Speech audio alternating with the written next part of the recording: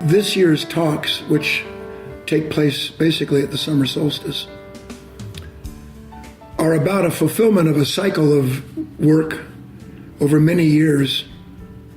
We're going to look at things that are of deep personal interest to me and is the extension of what relationships are and why they come about. The original subtitle of Relationship Magic, the new book, was going to be The Endless Journey of Love. And that's what the whole of the talks this year is going to be about. We're going to learn how to use our relationships in the world with one another to not just prove the existence of a divine love, but to realize its work in us through our friends and family and loved ones.